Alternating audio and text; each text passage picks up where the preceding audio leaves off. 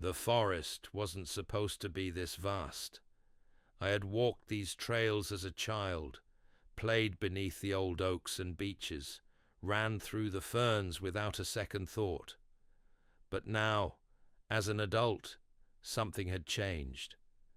The trees loomed too tall, their branches weaving a dome that swallowed the sky.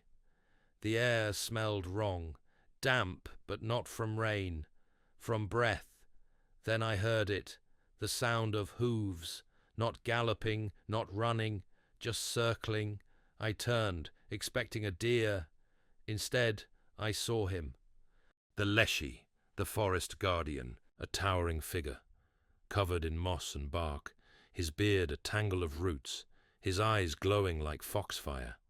He stood with the weight of something ancient, something unknowable. "You are lost," he murmured.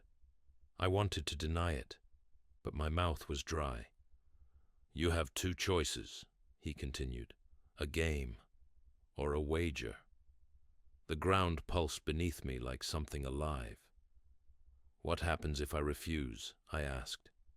His mouth stretched into something that wasn't quite a smile. "You will wander until your bones become the earth." I had no choice.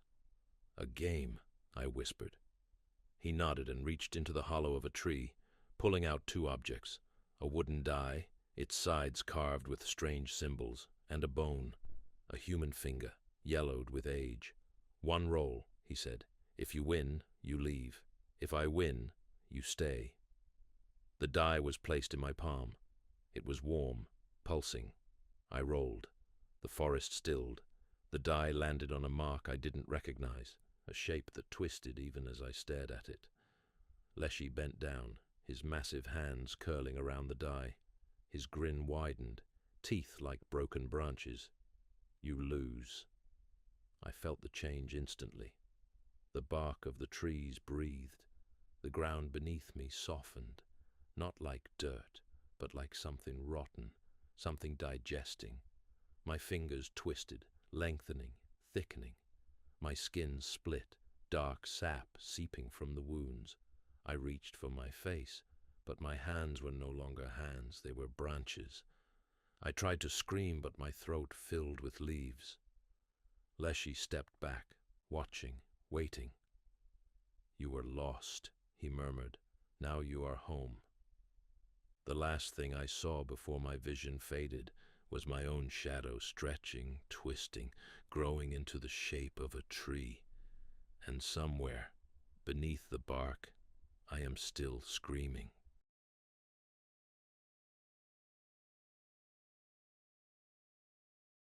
I never believed in the domovic, the house spirit. My grandmother did. Every night she left a slice of bread on the stove, whispering prayers under her breath. "It watches over us," she said, "but only if we show respect." I never saw it, never heard its whispers. So when my grandmother died, I stopped leaving offerings. That was my first mistake. The first night, without an offering, the fire in the stove burned hotter than usual. The logs cracked and split, sending sparks dancing into the air. I heard something move. Not the wind, not the settling of an old house. Something inside the walls. Then scratching. At first it was faint, but as the nights passed, it grew louder, more insistent, like something was trying to get out. One night, as I lay in bed, the stove flared up on its own. Flames licked the ceiling, casting wild shadows across the room. A voice, deep and crackling like burning wood, whispered, "Forgotten me, have you?" The walls breathed.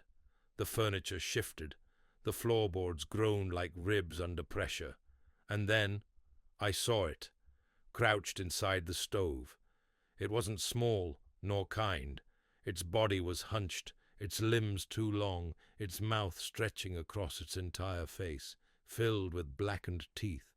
The fire dimmed, and in the flickering glow it grinned. "I kept you warm. I kept you safe." Its voice rumbled through the house, shaking the windows. "But you left me to starve."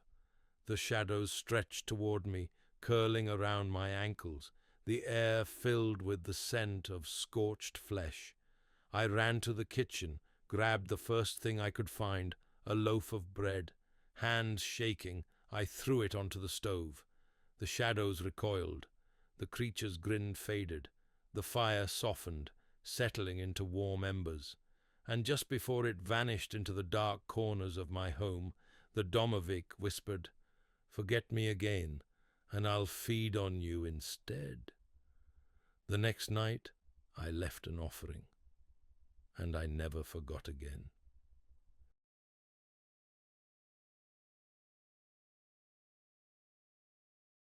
I was desperate.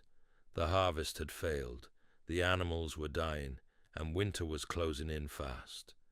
My wife was sick, my children starving, so I did what my father warned me never to do. I went to the crossroads at midnight, and I called its name. The chort came as a shadow, shifting and restless. It took form slowly, hooved feet, clawed hands, curved horns curling like blackened roots. "I know why you're here," it rasped, "and I know what you want." I nodded. The chort smiled, a mouth filled with broken glass. "Food, warmth, good fortune," it whispered. "All yours, but in 10 years I come to collect." I didn't ask what it would take. I should have, but hunger makes a man reckless. I spat into my palm and shook its hand. And just like that, my fortune changed. The crops grew strong, the animals flourished. My wife recovered, my children thrived. I almost forgot, until the 10th year came. On the first night of winter, I heard hooves in the snow. The wind whispered through the chimney, but it wasn't the wind, it was laughter. And then, a knock at the door. I didn't open it, but I didn't have to, because when I turned, my eldest son was standing there, his eyes black as coal, his mouth stretching into a grin that wasn't his own. "I've come to collect," he said, and the chort laughed through his teeth.